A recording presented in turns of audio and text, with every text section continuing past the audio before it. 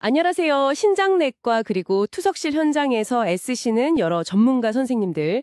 오늘은 저희가 그 혈액투석 환자의 CBC, 그러니까 중심정맥도관 삽입에 관한 2019년 NKF, KD-OKI 임상진료 지침을 좀 깊이 들여다볼까 합니다.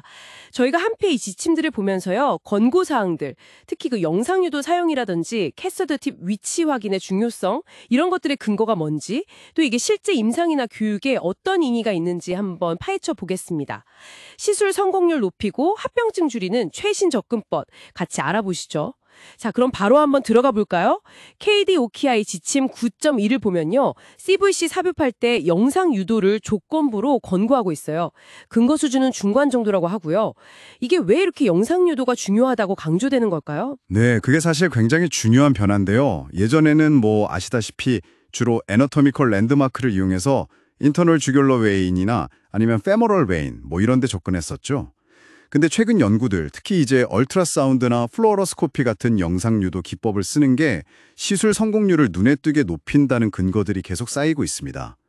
예를 하나 들어보면요, 그 비터널식 페모럴 CVC 삽입 연구, RCT가 있었는데 거기서 얼트라사운드 유도 그룹하고 전통적인 랜드마크 방식 그룹을 비교했거든요.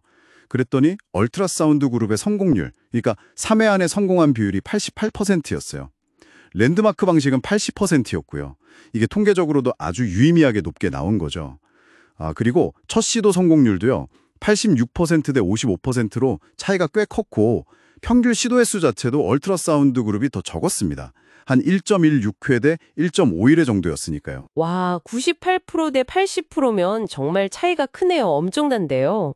그럼 단순히 성공률 말고요, 혹시 그 시술 중에 생길 수 있는 히마토마라든지 아니면 의도치 않게 알테리얼 펑처가 되는 그런 합병증 있잖아요. 그런 것도 좀 줄여주는 효과가 있었나요? 네, 방금 말씀드린 그 femoral CVC 연구에서는요, 얼트라사운드 그룹에서 히마토마나 알테리얼 펑처 발생률이 더 낮게 나오긴 했습니다. 5.5% 대 18.2% 정도로요. 근데 이게 또 항상 그런 건 아니에요. 예를 들면 인터너 저귤러 베인 접근할 때 플루어로스코피 유도랑 비유도 방식을 비교한 다른 관찰 연구에서는 출혈 합병증 발생률에 그렇게 유의미한 차이는 없었다, 이렇게 나오기도 했거든요. 그렇군요.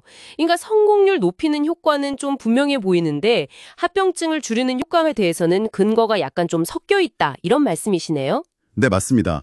그래서 KD-OKI도 딱 그 지점을 짚으면서 영상 유도가 시술 성공률을 높인다는 근거는 매우 강력하지만 합병증 감소 근거는 상대적으로 좀 약하다, 이렇게 평가를 한 거죠.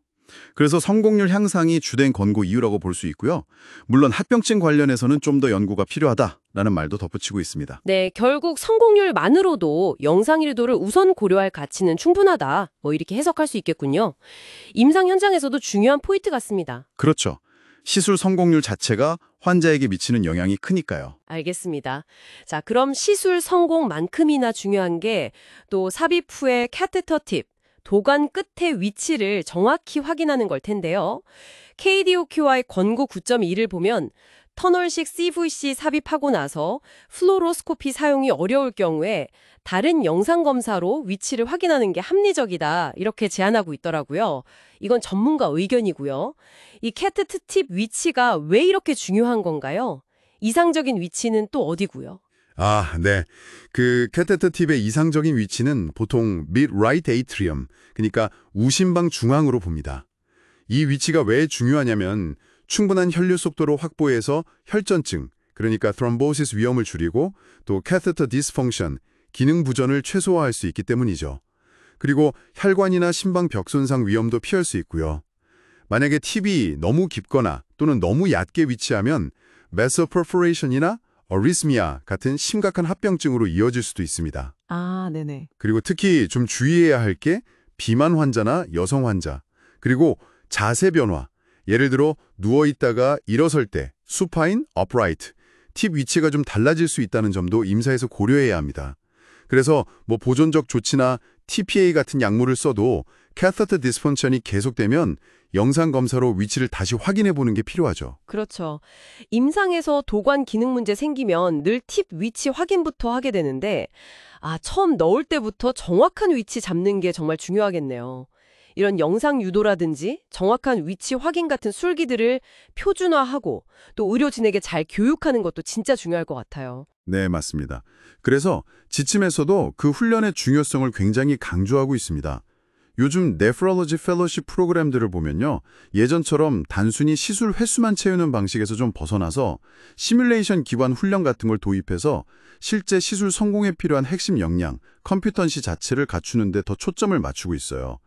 이건 뭐 CBC를 다루는 모든 의료진이나 기관에서 좀 지향해야 할 방향이라고 생각합니다. 환자 안전이나 치료 결과 향상을 위해서 필수적이죠. 네, 오늘 저희가 나눈 이야기들을 좀 정리해보면요. 2019 KDOQI 지침은 CBC 삼입시의 영상 유도를 강력히 권고한다. 그리고 이건 주로 시술 성공률 향상에 근거한다. 합병증 감소 효과에 대한 근거는 조금 더 명확하지만 여전히 중요한 고려사항이고 정확한 캐세터 팁 위치 확인 역시 필수적이다. 이 점을 확인했고요. 또 이걸 위한 체계적인 교육과 훈련이 중요하다는 것도 다시 한번 짚어봤습니다. 네, 맞습니다. 그리고 기술은 뭐 계속 발전하니까요. 예를 들어 니얼 인프라레드 스펙트로스코피 같은 새로운 기술이 정맥 시각화에 도움이 될 수 있다는 연구도 있긴 한데 아직 성인 CBC 삽입에서 이게 얼마나 유용할지는 좀 더 연구가 필요합니다. 결국 중요한 건 현재 가장 확실한 이점을 가진 영상 유도 기술을 우리가 어떻게 효과적으로 잘 활용하고 또 보급할 것인가 하는 문제로 돌아가는 것 같아요. 네, 바로 그 지점에서 마지막으로 여러분께 한번 여쭤보고 싶습니다.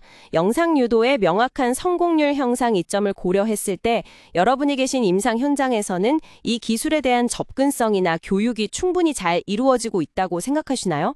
모든 환경에서 이 기술을 일관되게 적용하고 표준화하기 위해서 혹시 어떤 노력이나 변화가 필요하다고 느끼시는지 각자의 경험에 비추어서 한 번쯤 고민해 보시면 좋겠습니다.